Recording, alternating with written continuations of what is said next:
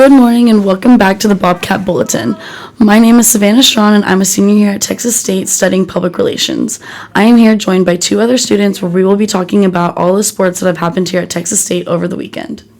I'm Maddie Howes. I'm a senior studying electronic media. I'm Michael Williams. I'm a junior doing electronic media with a concentration of sports management. Awesome. So today, let's just get right into the sports.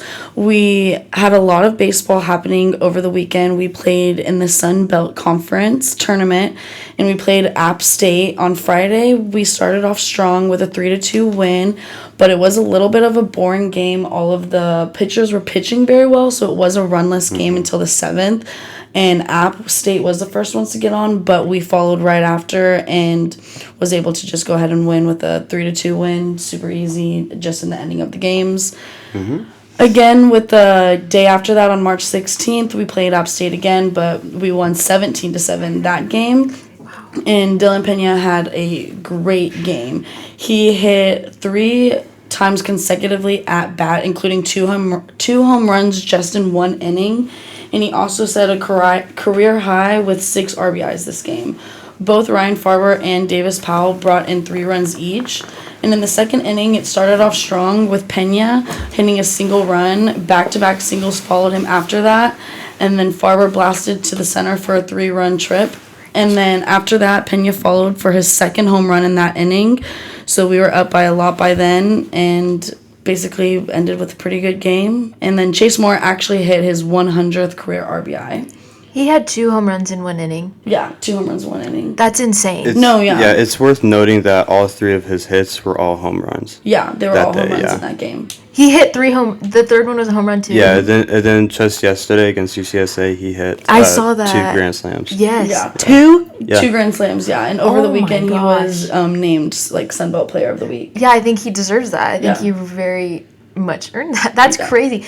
And I want to also note that most of the baseball scores that I'm seeing where Texas State is winning are like insanely high numbers. Like at the beginning of the season, they won like 20-2. Now it's like 17-7. Like that's an insanely high number.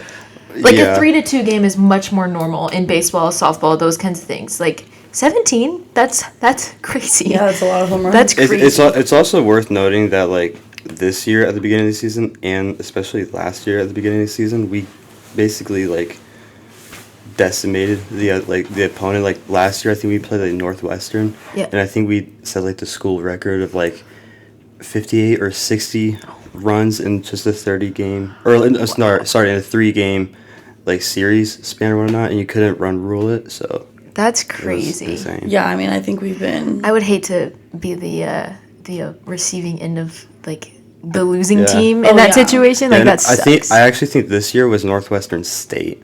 Yeah, I could be wrong, and I'm probably wrong, but I know it was Northwestern at some point. Northwestern was for sure last year. Okay, because I was there. Then I think it was Northwestern State this year because I think Northwestern State. I'm pretty sure I remember that. I mean, this isn't our first player this season that's gotten Sun Belt Player of the Week because I mean 2 weeks ago, Chase Moore got it, and so I mean we're only doing better honestly. Like I think our season's only having a come up.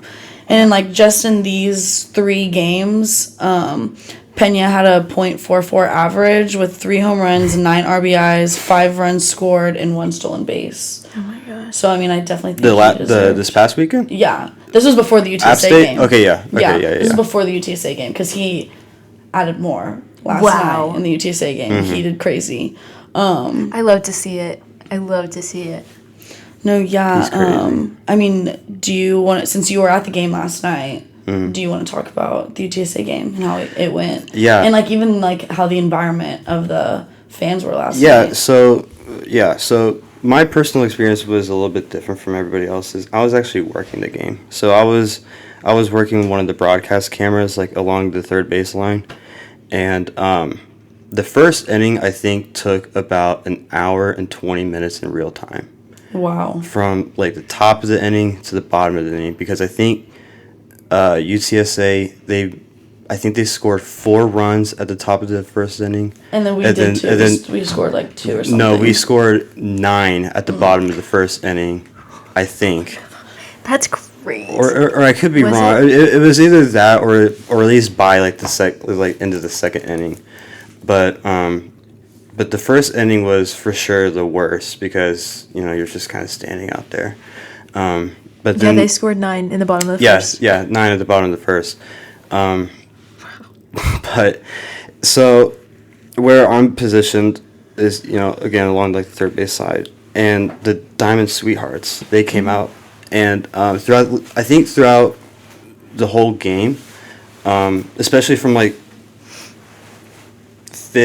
top of the fifth inning to like the end of the game, like top of the ninth, they were loud. Like they were like booing the ref. They were like getting or not the ref, the ump. Yeah. Like getting in his Everybody was face just a little really bit. getting Yeah, into the spirit of the game. Yeah, and it was really like it was nice finally having that because that's what Texas State needs. Yeah. Oh yeah, because and like looking at the scores. I mean, it looks like the game was so close the whole time. It was going back to back. It was close. So it wasn't close at the beginning. It only got close towards the end.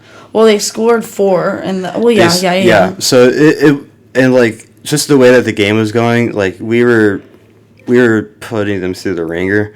But UCSA, I think they hit what was it, a 2 or 3 run home run, at the top of the 8th.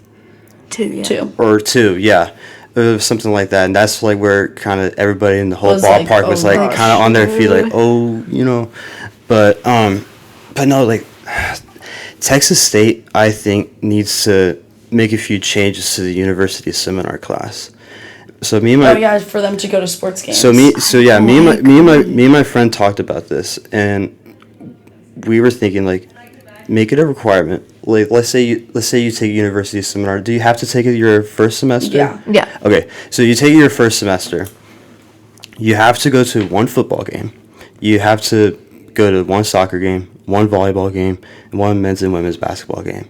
That's it. That's all you got to do. Because it's, and then, It and also then, and just then gives maybe you the like opportunities to like put see the sports that are actually happening. In yeah, your because school. it's like because the crowd last year for the UT game was electric. Yeah. It was electric. Like I was there. It was electric. You literally had people in the softball ballpark. Yeah, like on looking this- on, yeah. and Really? you had They were people. climbing the You had softball people field. hanging over like the walls and stuff like that. And like the stadium was packed. Like there you was. couldn't even walk through the stadium. You literally like I had like.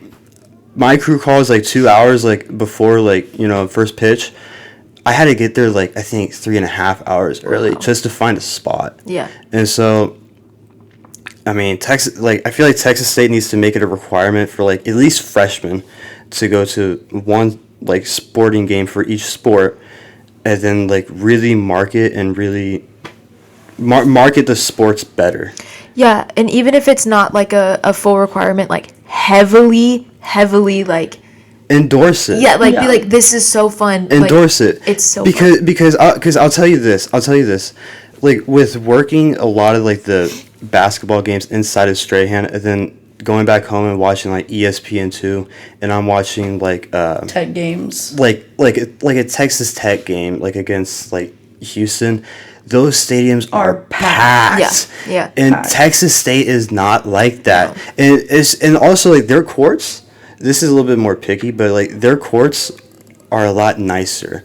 Like you know how in the NBA like the court is like it's like lighting up. Yeah. And like you have like a solidified like board around that. Texas State just has one line. Yeah. And like all the seats are like yellow. It just doesn't look good. Yeah. Yeah. And it's just Well, and I think that's kind of a theme with Texas State. Well, one, it's kind of hard because our school has never been a sports school. It's never been known for its sports, all of that kind of stuff. And then also, like, because of that, like, okay, UT, their alumni, they give a lot of money. They have very nice arenas. Our alumni Well, I mean, need I'm be gonna better, say yeah. like on our end, at least right now, we're getting a new expansion to our football stadium, so we're Yeah. upgrading there. I mean, maybe eventually one day, since our baseball team is doing so good, we'll get a baseball expansion because I think we definitely need a bigger baseball stadium. I also think they need to separate the stadiums. Yeah, I think they need to separate the baseball and the softball because for they're sure. way right, too close. I think like having it as one complex is nice. I think that's great, but they're literally back to back. Yeah. Like they need It to. doesn't I work think like they that. need to spread out. But the thing is, like, how would you change that? That's a lot of construction, Right. though. No, for That's sure. the thing. But I think it would. Go ahead. Sorry. I was gonna say, Maddie, speaking of softball, do you know how they've been doing? Yes. Great. They've been doing very good. So they started their conference play, I believe it was last week against James Madison, and they won the first two and then lost the third. The first one they won 8-4, the second one they won 7-3, excuse me, and then the last one they lost. I don't know the score of that one, but they ended up losing that one. But still won the series. Okay, yeah. Still great. Basically similar to our App State with baseball. Yeah. Won the first two, lost the third. Yeah.